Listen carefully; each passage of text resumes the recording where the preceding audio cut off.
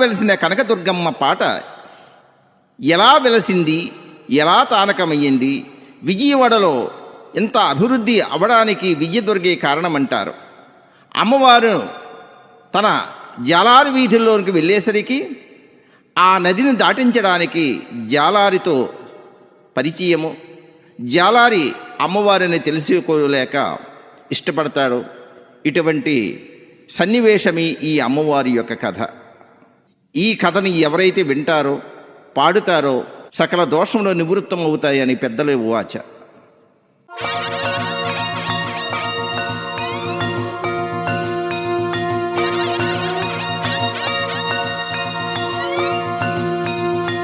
దండము తల్లి నాయమ్మ, 10,000 దండాలు నాయమ్మ, కోటి దండాలమ్మ నాయమ్మ. దండాలు పెట్టుకుంటే నయమ్మారో దర్శనమిచ్చేటి, నయమ్మారో దండాలు పెట్టుకుంటే నయమ్మారో ధనధాన్యాలు ఇచ్చేటి, నయమ్మారో దండిగా ఇస్తాది, నయమ్మారో దక్షిణ భాగములో నయమ్మారో దేవతగా వెలసింది, నయమ్మారో కృష్ణ నది ఒడ్డున, నయమ్మారో ఇంద్రకీలాద్రి పైన, నయమ్మారో వేప చెట్టు కింద, నయమ్మారో తానకమయ్యింది. దక్షిణ భారతదేశములో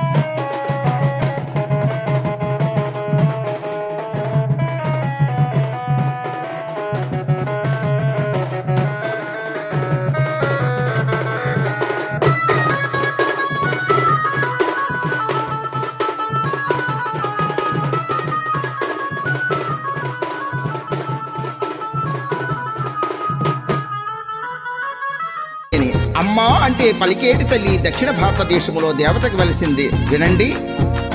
వేప చెట్టు కింద నయవ్వారో తానకమయ్యింది, నయవ్వారో చెట్టు బెండేమో, నయవ్వారో నిలిచిపోయింది, నయవ్వారో ఎండలో ఎండింది, నయవ్వారో వానలో తడిచింది.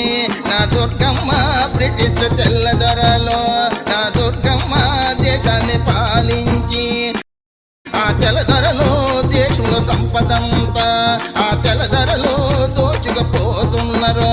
ఆ తెల్లదొరలో ఆ సమయములోన నా దుర్గమ్మ కలలో కనిపించి,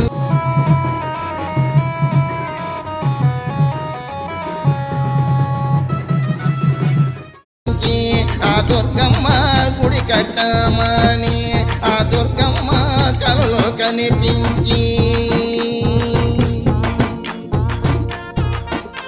బ్రిటిష్ వారికి కలలో కనిపించింది.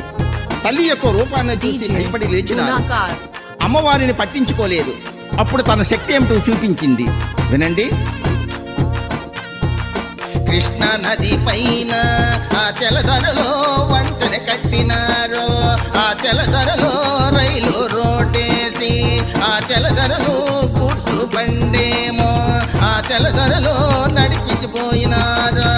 ఆ బొలదొరలో బండి కదలాలేదా, ఆ తెల్లదొరలో భారతదేశం నుండి ఆ తెల్లదొరలో సరుకులు పంపినారా, ఆ తెల్లదొరలో ఉన్నవి. ఆ తెలధరలో పండెందుకు కదలలేదు, ఆ తెలధరలో కారణం తెలియలేదు. ఆ తెలధరలే ఇంజనీరులంతా ఆ తెలధరలో తలలో పట్టుకున్నరా. నాయవ్వారు మెరుపుల కనిపించి అమ్మవారి యొక్క మహిమ తెలుసుకుని దండం పెట్టుకున్నారు. అమ్మా, నీవేంటో తెలుసుకోలేకపోయాం, నీ గుడి కట్టిస్తాము.